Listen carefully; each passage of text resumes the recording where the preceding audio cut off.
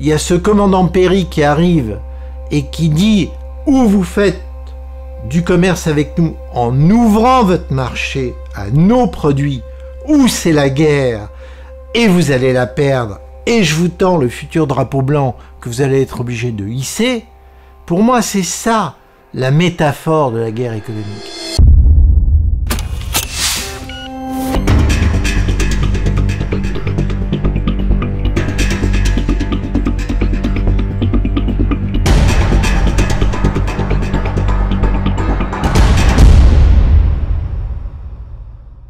Bonjour Christian, alors nous avons le plaisir aujourd'hui de recevoir Christian Arbulot.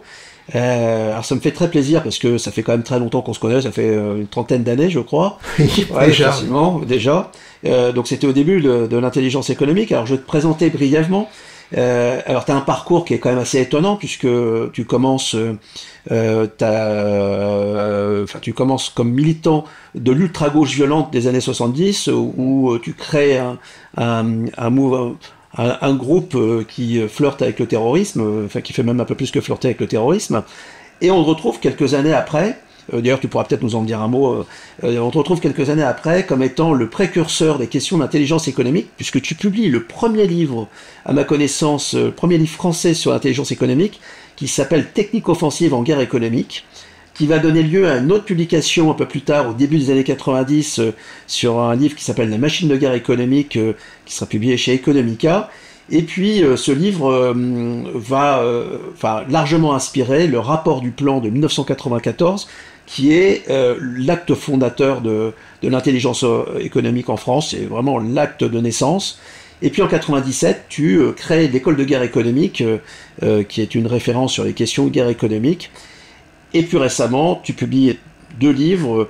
Un livre qui s'appelle La guerre économique au XXIe siècle, qui est sorti avant l'été, qui est à mon sens un livre absolument incontournable sur ces questions-là. Et il y a une deuxième édition de L'art de la guerre économique qui va paraître à la fin du mois de septembre, deuxième édition, puisque c'est un livre qui s'est maintenant inscrit comme étant un classique. Alors, je voudrais revenir un petit peu sur les questions d'histoire, parce que c'est toi qui as fait l'intelligence économique, enfin en tout cas je te considère comme étant l'un des fondateurs, si ce n'est le fondateur des questions d'intelligence économique, qui va donner lieu d'ailleurs à la création des écoles de guerre économique par la suite. Est-ce que tu peux nous parler de ton cheminement et comment tu en es venu à t'intéresser à ces questions de guerre économique ? Alors effectivement, j'ai un cheminement particulier, comme tu l'as dit, où il y a deux histoires qui n'en font plus qu'une à la fin. C'est-à-dire les deux histoires, c'est que d'un côté, je suis un étudiant normal qui fait Sciences Po Paris, qui est diplômé en 75 en section politique, économique et sociale, qui fait de l'histoire, etc. Et donc, il y a un intérêt évident pour la science politique, pour l'économie politique, pour tout ce qui concerne de près ou de loin la compétition entre firmes, etc. Et puis à côté de ça, il y a mon engagement politique. Donc effectivement, j'étais impliqué dans un groupe qui s'appelait au départ la gauche prolétarienne, qui était un groupe maoïste et qui était un pratiquant de la violence et d'une violence bien plus exacerbée que ce qu'on appelle les Black Blocs aujourd'hui ou les Antifa ou d'autres. C'est une violence qui a débouché effectivement sur un processus de violence armée avec des attentats de différentes natures, y compris contre des personnes physiques. Et ce double parcours, en fait, m'a, vu à mon niveau, c'était d'essayer de comprendre d'abord le rejet du modèle soviétique, parce qu'il ne faut pas oublier que mon engagement part de là. C'est-à-dire qu'il y avait un refus d'accepter le stalinisme, ses conséquences, ce qui s'était passé durant la Seconde Guerre mondiale, et de chercher une autre voie. Le deuxième élément, c'est pas du tout une admiration de la Chine, mais c'est cette espèce de prise en compte de comment un homme qui s'appelle Mao Tse-tung, qui aura un bilan très contesté et très mitigé à la fin de sa vie, mais qui aura quand même réussi cette performance de mener 4 guerres de l'information contre 4 types d'adversaires. La première, c'est contre Staline. Staline voulait gérer la révolution en Chine, il a déclenché la révolution dans les villes, il a échoué à la fin des années 20. La seconde, c'est contre Chiang Kai-shek, qui est donc ce général nationaliste qui crée le Kuomintang et qui a été formé d'ailleurs en Union soviétique, même s'il n'était pas communiste, il est devenu anticommuniste par la suite. La troisième, c'est contre les Japonais qui vont occuper la Chine, et la quatrième, c'est contre les Américains qui vont aider ce même Chiang Kai-shek, après la défaite du Japon, à lutter contre le Parti communiste chinois qui va remporter finalement la victoire en 1949. Sur le coup, on n'a pas tellement pris conscience de ce que ça voulait dire de gagner 4 guerres de l'information en étant à chaque fois dans un rapport du faible au fort. Et ce rapport du faible au fort, moi, c'est quelque chose qui va m'imprimer l'esprit, qui va fortement m'intéresser, d'autant plus que je voyais qu'en Europe, ce même rapport débouchait systématiquement sur des échecs. Et le voyage que je fais à travers le monde disons, des mouvements révolutionnaires des années 60-70 en Europe, et en particulier en Italie d'ailleurs, où je suis allé plusieurs fois, c'est de constater qu'il n'y avait pas d'avenir pour ces mouvements, et qu'on était déjà un peu pris en otage par le contexte de la guerre froide, et on voyait très très bien, et ça moi je l'ai vécu dans mon histoire personnelle, comment les services de renseignement soviétiques traînaient un peu comme des hyènes pour aller sur le cadavre du gauchisme, puisque le gauchisme en France, le vrai gauchisme est mort à peu près au milieu des années 70, et pour commencer à essayer d'infiltrer ce qui restait de ce cadavre et de le manipuler dans des directions plus ou moins durcies. C'est ce qui m'a amené, c'est un point important dans ma vie, à dire non à 2 choses. Une proposition de stage dans un pays d'Europe de l'Est. Alors c'était pas un stage d'1 mois, hein, c'est un stage de près d'1 an, stage lourd, qui était en fait sous prétexte d'aller sous une étiquette de militant pro-palestinien, mais qui était directement, puisque c'était en Tchécoslovaquie, sous le contrôle des services soviétiques.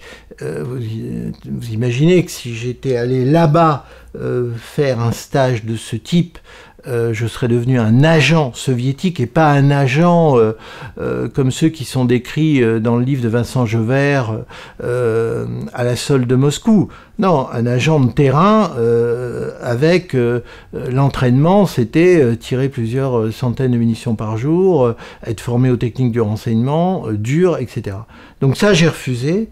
Et j'ai refusé pourquoi? Parce que j'ai bien senti, d'abord que c'était une manipulation. Les services soviétiques arrivaient à l'époque en France, en 1977, en passant par la guerre civile qui éclatait au Liban, en se cachant derrière une soi-disant scission du Fatah, le Fatah, qui s'appelait Fatah Conseil révolutionnaire, qui était en fait le futur groupe Abu Nidal. Donc on était déjà dans des logiques très compliquées, et je pense qu'il fallait avoir une certaine conviction pour dire non, puisque d'autres auraient dit oui, bien sûr. Donc ça, c'est le premier coup d'arrêt. Le deuxième coup d'arrêt, c'est de dire non aussi à la proposition des brigades rouges italiennes et de la fraction armée rouge allemande de créer une espèce de consortium euro-terroriste. Il y a eu des textes émis par ces 2 groupes en direction du groupe français que je dirigeais à l'époque. Et j'ai dit non, pourquoi? Parce que je voyais bien qu'une fois de plus, on était dans l'entre-soi, dans des manipulations où la violence était le prétexte pour agir, mais pour aller où? Pour faire quoi? Et c'était quoi la stratégie? Deuxième coup d'arrêt, ce non à cette réunion de différents groupes qui étaient eux-mêmes déjà fortement influencés. La fraction armée rouge allemande, parce qu'il y avait la Stasi de la RDA derrière, qui a exfiltré d'ailleurs plusieurs de ses membres en RDA pour les établir et les protéger, et les brigades rouges, parce que les brigades rouges italiennes sont allées en Tchécoslovaquie, certains de leurs membres se formaient par les services soviétiques. Donc ça, c'est une de mes particularités. Ma troisième particularité, elle n'est pas anodine, et je pense qu'elle vous intéressera de par votre passé, c'est que j'ai interdit, quand j'étais en activité, d'ouvrir le feu sur les forces de l'ordre. Ce qui n'est pas tout à fait anodin comme posture dans un cadre qui était quand même, je le répète, c'est pas comparable avec ce qui se passe aujourd'hui. Ce gauchisme violent de l'Europe des années 60-70, c'était puissance 10, voire puissance 1000 en Italie. Si je prends le cas de l'Italie, il y a quand même eu plus de 4000 personnes emprisonnées sur des peines très longues pour des faits de violence politique et notamment de violence avec arme à feu, en l'occurrence contre des individus. Donc, ça, c'est évident, vous devez le deviner, que ça m'a mis en porte-à-faux total avec tout un milieu qui n'acceptait pas cette prise de position que j'ai eue, et que j'ai assumée d'ailleurs. C'est comme ça que je me suis retrouvé très fortement opposé à la naissance du groupe Action Directe, pour les mêmes raisons, c'est-à-dire, mais pour faire quoi? Quelle stratégie? Quel devenir? Et je n'en voyais pas, si ce n'est le risque, qui s'est passé, selon moi, de basculer dans l'équivalent d'un gangstérisme politique. Et ce gangstérisme politique, c'était une finalité qui était, pour moi, inassumable, catastrophique et qui ne correspondait à rien. Ce qui m'a amené donc, à la fin de ce processus, à tirer un certain nombre d'enseignements de ça. Le premier enseignement, c'est que c'est pas parce qu'on est un révolté qu'on a le droit de tout faire au nom de n'importe quoi. Si je prends le cas, par exemple, de la situation actuelle, le Hamas, qui est un groupe abject, qui utilise une vision soi-disant de défense du peuple palestinien pour avoir des pratiques innommables, l'exécution des 6 otages israéliens dans un des tunnels de Gaza dernièrement montre ce que sont ces gens-là, c'est-à-dire ils prétendent défendre la cause palestinienne, ils l'enterrent, ils la détruisent, c'est la pire expression possible. La violence pour la violence n'est pas une cause, c'est un prétexte pour d'autres raisons d'être, et en tout cas moi je ne me reconnais en aucun cas dans ce type de bouillabaisse pseudo-révolutionnaire tel que les gens de LFI osent défendre, en l'occurrence, ce type de combat. C'est pas possible. Et la césure, elle est là. Je veux dire, l'engagement politique. L'engagement politique ne doit pas être une partie de plaisir pour un ego avec un pressbook sous le bras avec sa liste des attentats commis comme certains l'ont eu à d'autres époques. Non, l'engagement politique, c'est un sacrifice, ça doit avoir un sens, ça doit avoir un but, et ça doit être au service d'une cause humaine, pas une cause artificielle. Donc effectivement, quand moi je suis sorti de ma période militante, mon bilan, c'était de me dire échec total de cette démarche, et quelles leçons en tirer. Il y avait des leçons à tirer de ça. Je vous ai dit tout à l'heure, le rapport du faible au fort, oui, c'est quand même spectaculaire que dans des confrontations informationnelles, on puisse sortir victorieux en étant le très faible. Ça, c'est une première leçon. Et ça, c'est typiquement, n'en déplaise à certains, une des leçons du savoir-faire maoïste, au sens méthodologique du terme. C'est-à-dire comment je me bats avec l'information pour occuper un espace, pour faire en sorte que cet espace ne puisse pas être occupé par la force contre laquelle je me bats, par exemple, et il y aurait beaucoup de choses à dire autour de ça.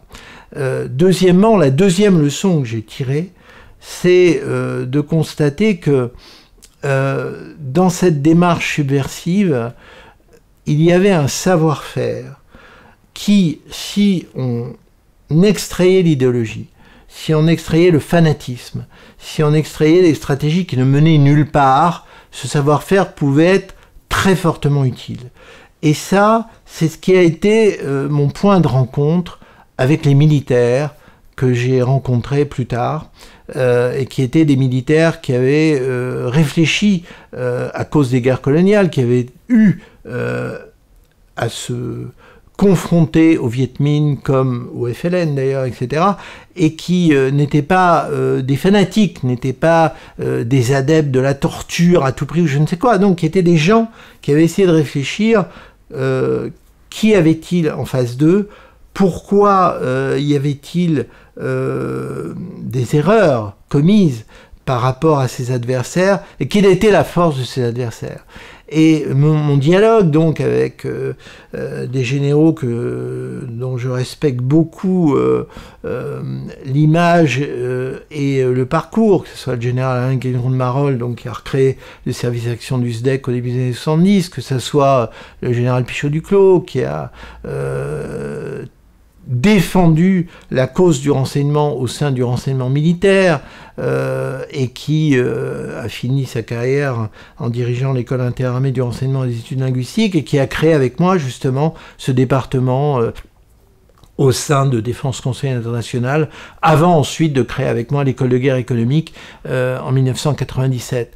Donc cette rencontre avec ces militaires et d'autres, le général Mermet qui a dirigé la DGSE, ou ceux qui l'entouraient, parce qu'il avait réuni autour de lui une équipe venant de différentes armes, l'amiral Labouéry qui avait dirigé l'école navale, ou voire des militaires complètement atypiques.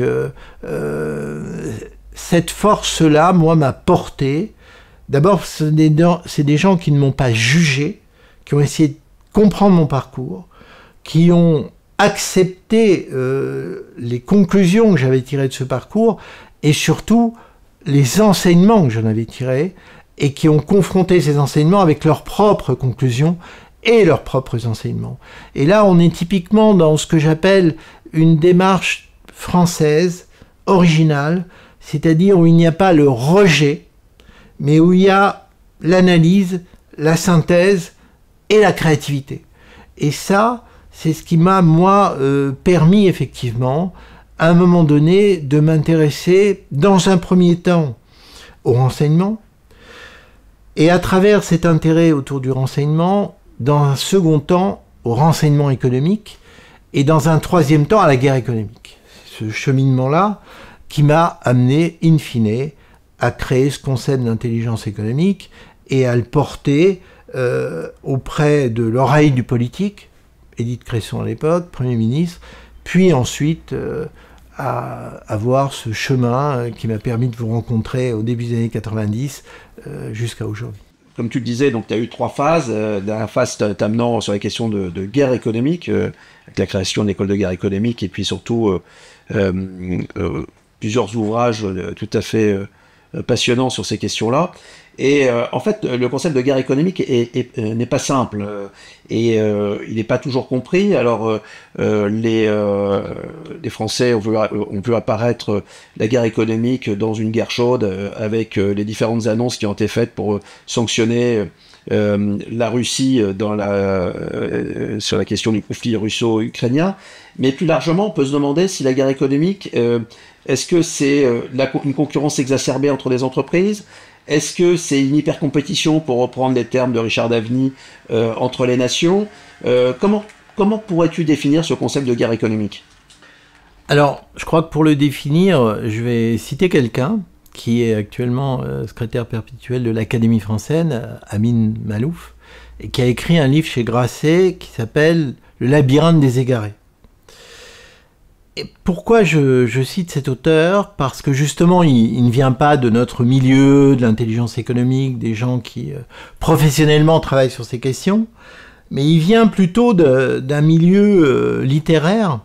Il a écrit un certain nombre de romans, et dans cet ouvrage, au tout début, il raconte un événement qui va être la réponse à la question posée.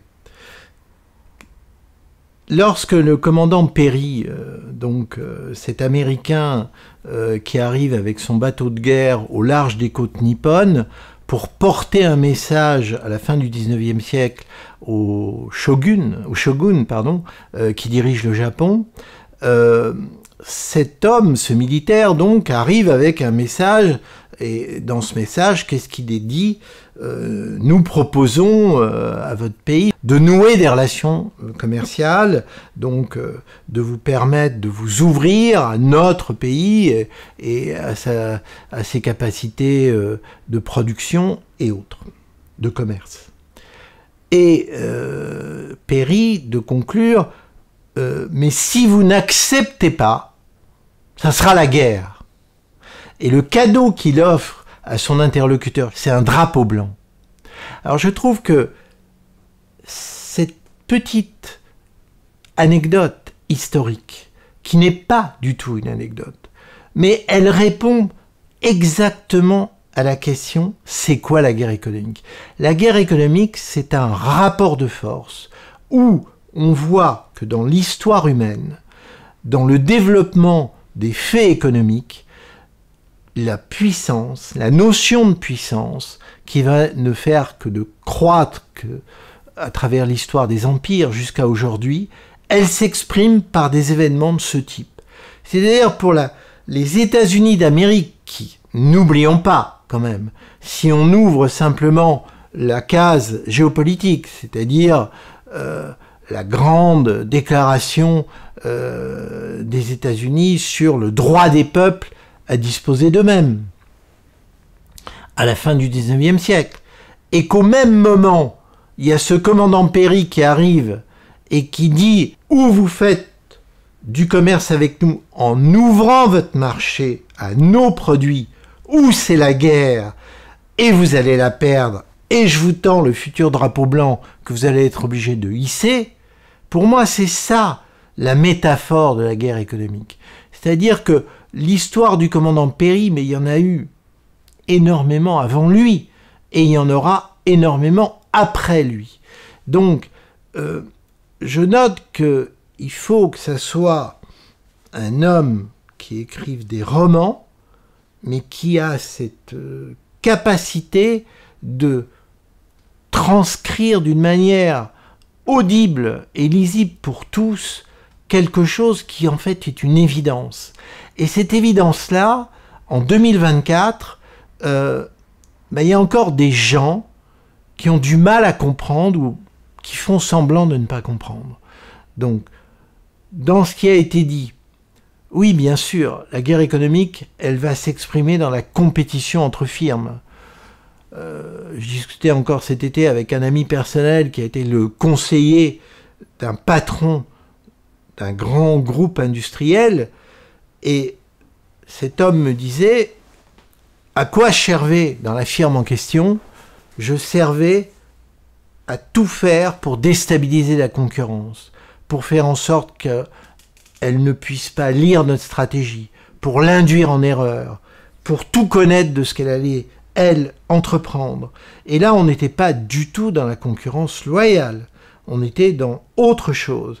Et on était déjà, en fait, dans des actions de guerre économique, parce qu'on allait utiliser du renseignement, on allait créer des réseaux humains, on allait monter des opérations de l'heure, fabriquer ou faire croire qu'on fabrique une fausse usine pour tromper le concurrent qui va tenir compte de ça pour aménager sa propre stratégie, alors que c'est un leurre, etc., etc. Donc, oui, bien sûr que la guerre économique, elle est déjà dans l'hyper-compétition, mais plus que l'hyper-compétition, dans toute une partie de la compétition. Si on devait faire l'audit de tous les appels d'offres qui existent au niveau mondial, et là je m'adresse à un spécialiste de cette question, on voit très bien que dans les appels d'offres, il n'y a pas simplement les dossiers qui sont aimablement remis à l'interlocuteur concerné pour être le meilleur sur toutes les questions techniques, juridiques, financières et autres. Il y a toute une partie cachée où il va y avoir des commissions, où il va y avoir des jeux d'influence, où il va y avoir des manipulations, voire des opérations de désinformation, etc. Donc là, oui, cette guerre économique, elle touche directement l'activité de sociétés, de grandes sociétés, mais aussi, et on a tendance à l'oublier, énormément d'activités de petites entreprises. Moi, je me souviens en tant que consultant de m'être retrouvé un jour devant un PDG d'une PME de quelques dizaines de salariés qui me disait, voilà, 2 de mes commerciaux viennent de me quitter et sont allés voir le concurrent, celui-là, avec une partie de mon panier client que je viens de perdre. Et comment je peux faire par rapport à ça? Je porte plainte, je sais que la démarche en justice va durer beaucoup de temps. Entre-temps, je ne sais pas comment je vais survivre. Comment puis-je contrer cet acte qui est fortement nuisible pour mon activité? c'est une petite entreprise, voire une toute petite entreprise. Donc des faits comme ça, il y en a beaucoup plus qu'on ne croit. Donc on est dans le monde de l'entreprise. Mais il n'y a pas que le monde de l'entreprise. Il y a les États. Je parlais de puissance il y a quelques secondes. Les rapports de force entre puissances, au XXIe siècle, reprennent une importance démesurée dans les grilles de lecture nécessaires pour comprendre ce qui est en train de se passer.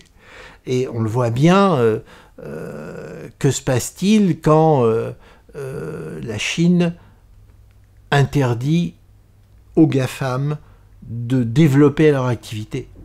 C'est pas simplement pour des raisons idéologiques, c'est parce que les Chinois construisent leurs propres GAFAM et ont bien compris qu'il n'est pas possible de laisser rentrer le monde immatériel américain dans leur monde immatériel parce qu'ils vont perdre le contrôle des datas, ils vont subir l'influence linguistique, ils vont subir une certaine forme de manipulation du consumérisme intérieur, du packaging, des règles de marketing, des logiques de management.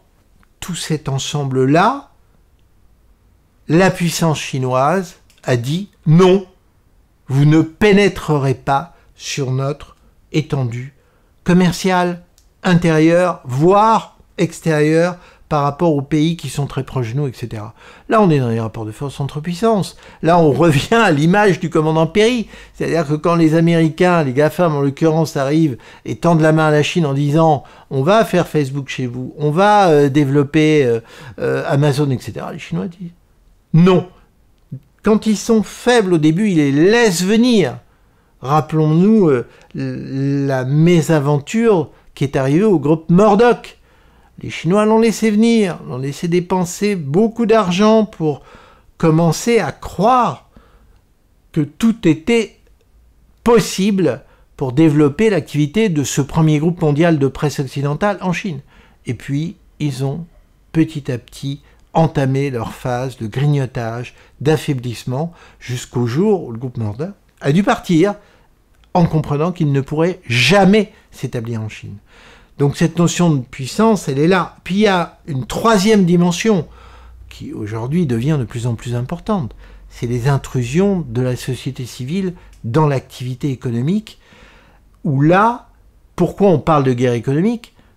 Parce que il y a des ONG qui déstabilisent les entreprises, qui vont déstabiliser certaines entreprises et qui vont travailler avec d'autres qui sont concurrentes de ces mêmes entreprises.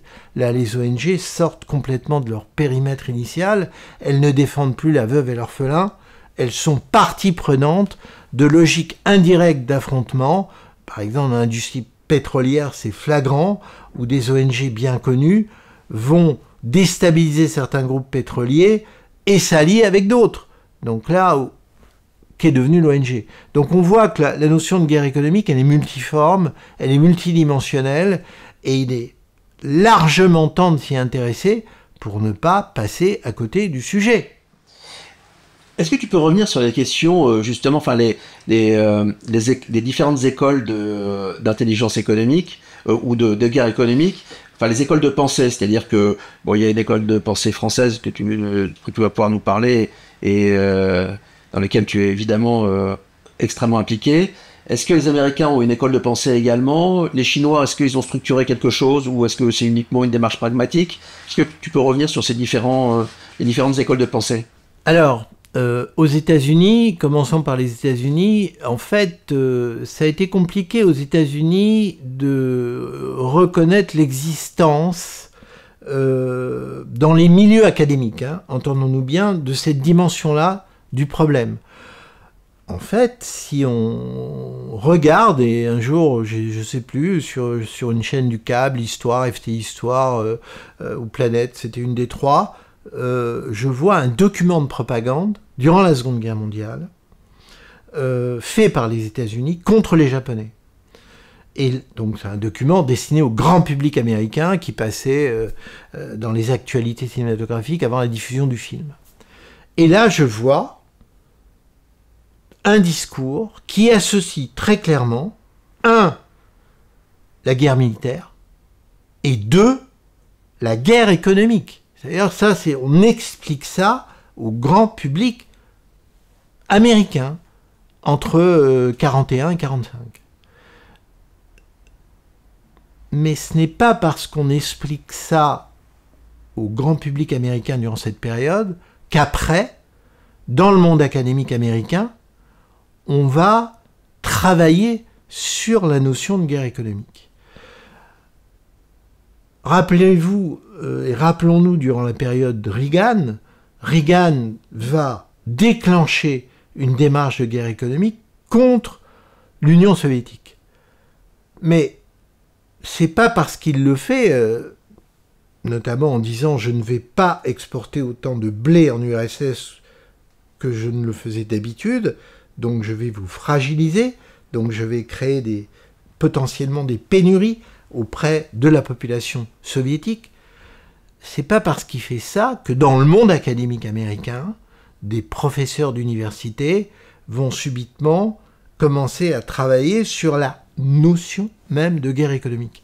Le premier qui ose le faire à sa manière, c'est Edward Luttwak, dans l'école de management stratégique, qui est quand même quelqu'un d'un peu à part, mais qui commence, fin des années 90, début des années 2000, à pointer du doigt le problème que les États-Unis sont en train de vivre, qu'ils avaient déjà vécu avec le Japon au début des années 90, et qui évolue durant ces années 90 pour aborder les années 2000, où Luttwak dit « Attention, l'économie, c'est pas que le marché, c'est pas que la finance, c'est aussi des réalités compliquées au niveau des logiques de puissance. » Mais malgré cette affirmation, malgré les travaux de Luttwak, malgré d'autres écrits qui vont apparaître durant les années 90,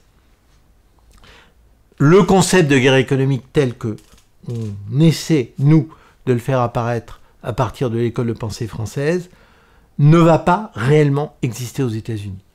On l'abordera plus ou moins, vous citiez Richard Daveny, on parlera de géoéconomie, on parlera de rapport entre la géopolitique et la géoéconomie, mais l'expression guerre économique sera bannie, tabou.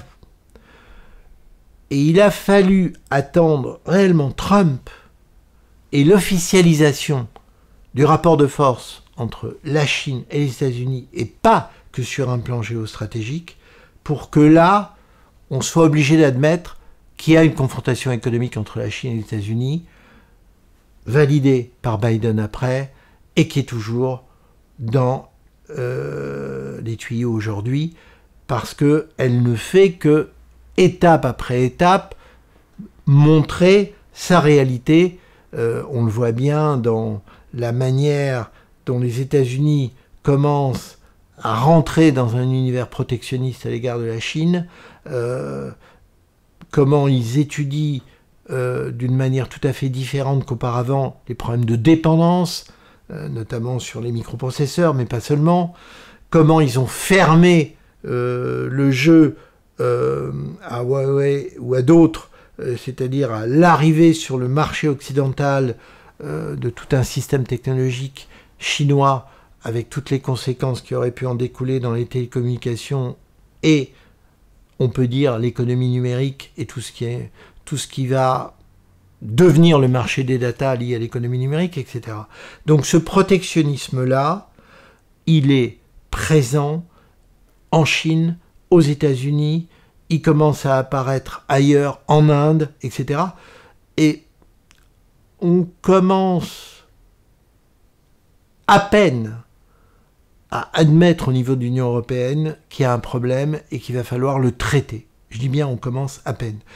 Donc derrière tout ça, c'est pas un hasard si timidement le King's College de Londres ouvre il y a un peu plus de 2 ans un laboratoire. On lui interdira, le professeur Greg Kennedy nous l'a dit, de l'appeler laboratoire sur la guerre économique. On va plutôt parler de conflit économique. Mais en fait, ce laboratoire va traiter de l'économie de guerre, de la guerre économique en temps de guerre et aussi de la guerre économique en temps de paix. Ce qui nous permet maintenant de monter d'un cran la réflexion qui a commencé à être créée en France depuis pas mal de temps maintenant, pour le 26 octobre prochain au Sénat, organiser un colloque, le premier au niveau international, sur la guerre économique, et pas que la guerre économique du temps de guerre, la guerre économique du temps de paix. Car il faut bien le dire, et je crois que c'est utile de le rappeler, avant la démarche française, le seul pays au monde qui utilisait l'expression à un niveau gouvernemental, et là je parle de la guerre économique du temps de guerre comme du temps de paix, c'était la Corée du Sud. Aujourd'hui, l'école britannique, même avec sa manière de faire, accepte le concept. Greg Kennedy va intervenir durant ce colloque. Les États-Unis n'auront pas d'autre choix que d'intégrer aussi ce concept, et je dirais par jeu de domino, petit à petit, je pense que le monde académique va y venir. Et chose intéressante, j'ai été vraiment marqué par le fait que les sciences de gestion en France, qui jusque-là étaient totalement hermétiques à cette notion, commencent à y venir. On m'a sollicité pour intervenir en juin dernier à Lille lors d'une conférence de ces sciences de gestion, et j'ai parlé du concept de guerre économique du temps de paix. Donc là, il y a une ouverture qui commence à apparaître au niveau académique, mais vous étiez un des premiers à aller dans cette direction-là, n'oublions pas, et je ne l'ai pas oublié, les nouveaux entrants dans la profession de la recherche académique des sciences de gestion commencent à regarder dans cette direction. Mais on le voit aussi en géographie, on commence un peu à le voir en histoire, et j'ose espérer qu'on commence enfin à le voir en sciences politiques. Donc, on change de contexte. Et en Infocom également, avec l'excellent professeur Moinet, qui est très impliqué, et toute l'équipe d'ailleurs de Poitiers. Mais tout à fait. Alors, il y a Moinet et l'équipe de Poitiers qui, dans le monde académique, et dans la revue R2IE, qui traite de l'intelligence économique, qui est une revue des sciences de l'information et de la communication, mais qui joue un rôle très important, parce que les écrits restent, encore une fois. C'est-à-dire que on commence enfin à marquer dans le marbre du monde académique, sur certaines de ces bordures, mais pas que des bordures, cette réalité. Ça, c'est très très important. Alors, je voudrais aussi aller sur les questions de guerre dans l'information, parce que vous avez beaucoup travaillé aussi sur ces questions-là, et on a le sentiment qu'il y a quand même une rupture en ce moment sur ces questions de guerre dans l'information. Donc vous avez travaillé sur des procédés assez sophistiqués de guerre cognitive, de perception de management, de plein de choses. Et là, on voit qu'il y a une guerre dans l'information extrêmement importante aujourd'hui, sur une guerre chaude qui est la guerre entre l'Ukraine et la Russie. Et ce qui est intéressant sur ce conflit informationnel, qui est aussi un conflit physique malheureusement, c'est que on voit ressortir de vieilles recettes.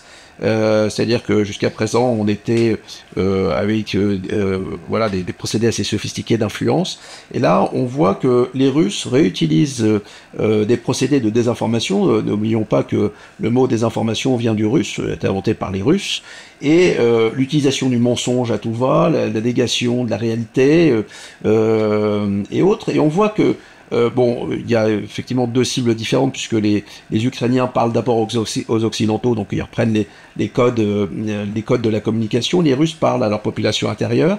Et donc, j'aimerais bien avoir votre avis là-dessus, sur justement ce renouveau de la désinformation avec des outils technologiques qui peuvent être aussi un peu différents. Est-ce que vous pensez que finalement l'émergence des fake news, de toute une population qui peut croire justement en une réalité falsifiée. Est-ce que ça va pas changer la nature de la guerre de l'information? Est-ce qu'on va pas se diriger progressivement vers le grand mensonge, enfin des mensonges qui seraient utilisés comme argument justement pour toucher les perceptions? Alors, effectivement, je crois qu'on est depuis une dizaine d'années rentré dans une autre ère. Et le problème que nous avons aujourd'hui, c'est d'un côté de prendre en compte le problème russe, qui est un énorme problème, puisqu'effectivement, la Russie fait de l'information un élément totalement intégré à sa stratégie globale. Et on l'a bien vu sur différents théâtres, pas simplement sur l'Ukraine, hein. On l'a vu en Afrique, les Français ont pu évaluer ça à leurs dépens. Mais le problème qui se pose, et là on est vraiment devant un gros problème, c'est que on focalise sur le savoir-faire russe. On a raison de le prendre en compte. On a raison d'expliquer comment il existe et comment il se développe. Et je pense qu'on commet une erreur majeure. C'est que on ne veut pas intégrer l'ensemble du problème. L'ensemble du problème, c'est, ne l'oublions pas,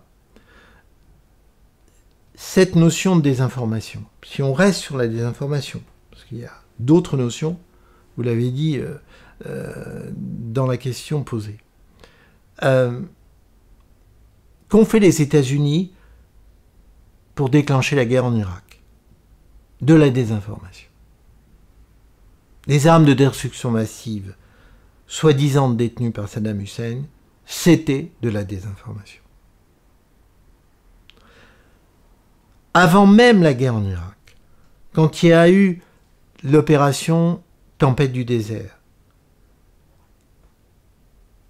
les bébés dans les machines, dans cette clinique du Koweït, qui auraient été extraits de ces machines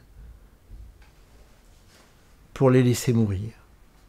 C'était une opération de désinformation qui a servi à sensibiliser la population américaine afin de valider la démarche militaire, la première, avant la guerre du Golfe après, contre Saddam Hussein.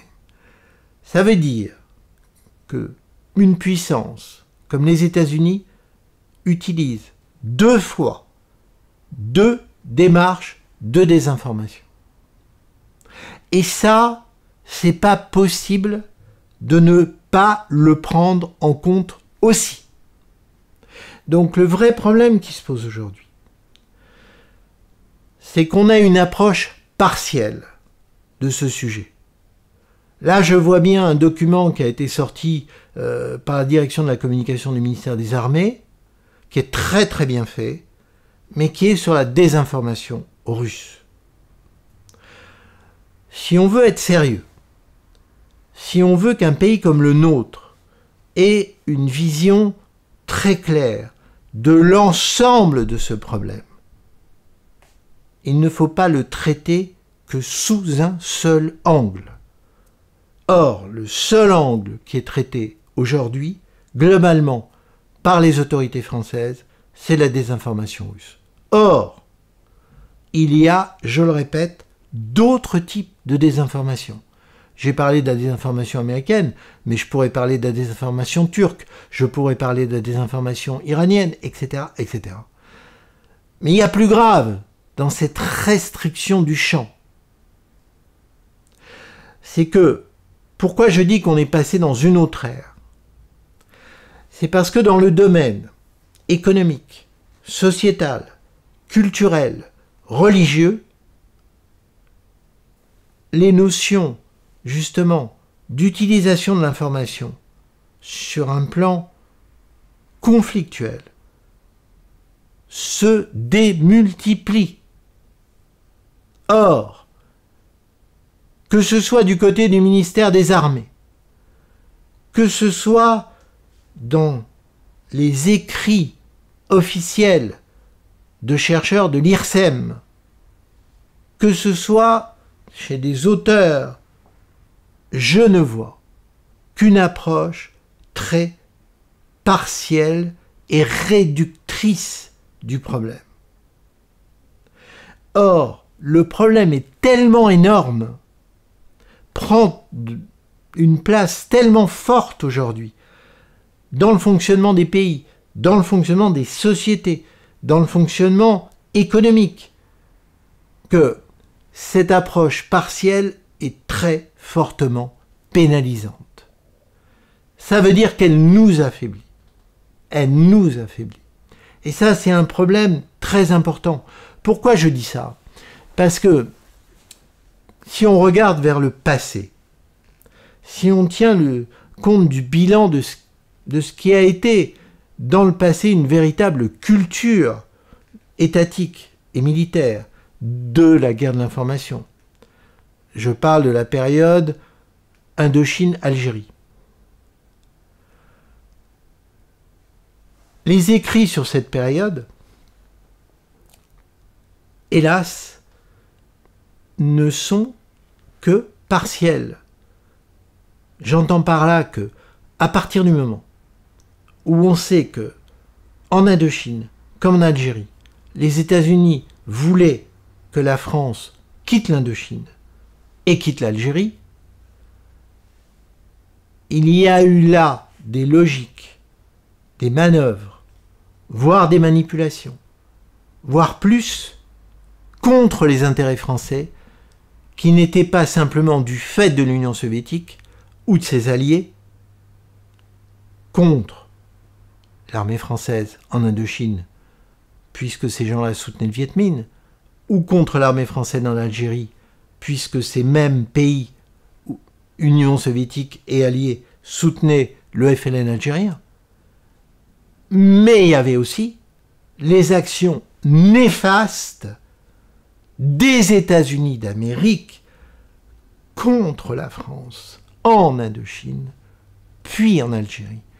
N'oublions jamais que le président John Fitzgerald Kennedy accueillait les gens du FLN à la Maison-Blanche en pleine guerre d'Algérie. Or, les États-Unis d'Amérique étaient censés être notre allié le plus important. Ce qui veut dire que il n'est pas possible en 2024 de réfléchir sur cette question-là en continuant à ne voir qu'une partie du problème. Car agir ainsi, c'est méconnaître l'ensemble du problème et c'est faire l'impasse sur des parties gigantesques du problème. Moi, de par mon appellation école de guerre économique, quand je travaille sur la guerre de l'information, bien entendu, je vais m'intéresser en priorité absolue à ce qui se passe sur le champ économique. Et ce que je constate sur le champ économique, c'est qu'il se passe énormément de problèmes de type informationnel où l'usage de l'information est un usage offensif, souvent illégal, destiné à affaiblir, voire dans certains cas, à exclure un concurrent d'un marché, voire même, dans des cas heureusement beaucoup plus réduits, à détruire ce concurrent. Donc, la vraie question qui se pose aujourd'hui, c'est on a tout à fait les capacités de faire naître en France une école française sur la guerre de l'information, comme il est en train d'en être une sur la guerre économique. Mais à une seule condition, ne recommençons pas les erreurs du passé en ne traitant qu'une partie du problème. Et souvent, c'est d'ailleurs un des objets de ma confrontation avec certains chercheurs de l'IRSEM, voire de la FRS, donc de structures financées par l'État, cette vision parcellaire, moi je m'y oppose complètement en tant que chercheur, parce que j'estime qu'en ayant une vision parcellaire, nous avons plus de capacité réduite et nous nous affaiblissons et nous sommes moins bons. Alors que si nous avions une vision globale, avoir une vision globale, ce n'est pas baisser les bras devant la Russie, ce n'est pas baisser les bras devant la Turquie, ce n'est pas baisser les bras devant l'Iran, ce n'est pas baisser les bras devant la Chine. C'est bien prendre en compte ces menaces informationnelles-là, mais en n'oubliant pas les autres, et les autres, je suis désolé, mais sur le terrain économique, elles peuvent venir de nos alliés. Et cette lucidité-là, il faut l'avoir. Et quand je dis sur le terrain économique, si je fais un focus sur la Nouvelle-Calédonie aujourd'hui, je vais m'intéresser à ce que fait l'Australie, qui n'a pas vraiment été un allié de la France sur cette zone-là, sur un territoire qui est encore français, l'Australie étant un allié, mais pas forcément un allié par rapport au soutien indirect, par rapport à la dissidence kanak et à tout ce qui en découle. Une dernière question, donc vous avez écrit la guerre économique au XXIe siècle, lecture que je recommande vivement. Est-ce que vous pouvez constater une différence en matière justement de techniques de guerre économique entre le XXe et le XXIe siècle, sachant que, on va dire que le XXe siècle, enfin la fin du XXe siècle, c'est la période de la mondialisation heureuse, où il y a effectivement des concurrents, mais finalement dans un contexte international qui est assez apaisé, alors que le XXIe siècle, on est vraiment sur la confrontation des hyperpuissances que sont la Chine et les États-Unis, et également l'Europe qui essaye de se débattre au milieu de tout ça. Et est-ce que donc vous constatez une évolution de la guerre économique, une guerre économique est-ce qu'elle est plus pugnace, ou est-ce qu'on est sur la continuité du XXe siècle? Alors, oui, il y a une évolution. Il y a une évolution, pour moi, elle est très très importante entre la fin du XXe et le début du XXIe. C'est-à-dire que la disparition du bloc soviétique provisoire et l'espèce de convergence vers un monde unifié à travers la mondialisation des échanges, l'Organisation mondiale du commerce, le Fonds monétaire international, etc., a pu nous faire croire que la confrontation allait petit à petit disparaître, ou en tout cas ne plus avoir l'intensité qu'elle avait eue dans les périodes précédentes. Si on prend le cas du pétrole, par exemple, où là il y a vraiment eu tous les éléments de confrontation, de puissance, de firmes, et voire même de débats sociétaux à la fin de la période en question. Cette pacification des affrontements économiques provisoires a amené une évolution de cette notion de guerre économique, dans le sens où les parties prenantes cherchaient avant tout à ne pas apparaître comme des conquérants, à apparaître plutôt comme des facilitateurs, comme des apporteurs d'idées, comme des apporteurs de solutions par rapport aux problèmes de l'humanité. Si je prends l'agroalimentaire, c'est clair que les nouveaux entrants dans les offres mondiales de solutions agroalimentaires arrivent en disant « nous allons aider l'humanité à ne pas tomber dans la famine, vu l'augmentation graduelle de la population mondiale. » Bon. Mais cette évolution est en train, petit à petit, d'arriver à sa fin, dans la mesure où la guerre en Ukraine et ses conséquences, mais on peut dire même auparavant tout ce qui s'est passé dans les fracturations de l'Afghanistan en passant par l'Irak, puis la Syrie, puis la Libye, puis l'Afrique, tout cet arc-là, remettent totalement en question la dissimulation de l'affrontement et donc la dissimulation des postures agressives dans l'affrontement. Ce qui veut dire qu'aujourd'hui, face à la Russie, on a bien vu ça dans le débat autour des sanctions économiques, le monde occidental a essayé de plier la Russie dans les sanctions économiques.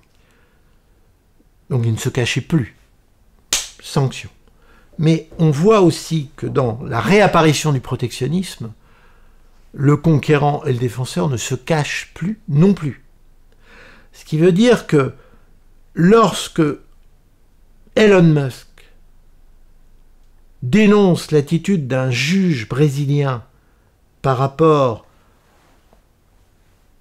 à la manière d'empêcher X, l'ex-réseau Twitter, de se manifester au Brésil, là, on voit qu'on est à la fois dans une confrontation politique, puisque derrière, il y a les manœuvres du Parti démocrate américain qui aimerait faire la même chose aux États-Unis pour bloquer la candidature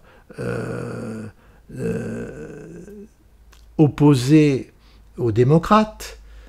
Donc, la future compétition présidentielle américaine entre Harris et le président Trump, qui est devenu l'épouvantail à moineaux, d'accord, mais qui est soutenu par justement ce jeune capitaliste du monde immatériel, Elon Musk. Au Brésil, il faut bien savoir que Lula a été soutenu par le camp démocrate américain et parce qu'il y a au Brésil un système très très particulier dans les juges constitutionnels brésiliens où si on ouvre le capot du moteur, là c'est pas la démocratie qu'on va découvrir, c'est une espèce de combinazione à la brésilienne terrifiante du jeu démocrate complètement vérolé par des logiques de clientélisme, de nomination de juges, etc., qui aboutissent à un constat bien précis, c'est qu'on a un mélange du politique, de l'idéologie, des enjeux de puissance, des enjeux économiques, tout ça à travers le cas brésilien actuel, avec comme ricochet, en toile de fond, la future élection présidentielle entre Trump et Kamala Harris. Donc là, il y a vraiment un problème majeur qui m'amène à cette recommandation qui est que quand on a ce mélange des genres, quand on a cette difficulté de lecture, parce que là, dans la presse, on voit un juge constitutionnel brésilien brandir les principes de la démocratie brésilienne contre un Elon Musk, un horrible capitaliste qui veut imposer son pouvoir. Mais ça, c'est une lecture de certificat d'études. Le sujet est 1000 fois plus compliqué, et c'est pour ça que les visions partielles, celles que je dénonçais il y a quelques minutes, sont fortement pénalisantes. Il est temps de regarder les choses avec le maximum de précision dans la complexité, et pour regarder les choses avec le maximum de précision dans la complexité, il faut avoir une vue d'ensemble, et non pas une vision parcellaire. Merci Christian Arbulot pour cet entretien passionnant. Je rappelle donc l'actualité littéraire de la sortie de la deuxième édition de l'art de la guerre économique, et puis également la guerre économique au XXIe siècle, sorti il y a 3 ou 4 mois, qui est un ouvrage de référence sur la question que j'incite fortement donc à sa lecture. À bientôt, merci beaucoup.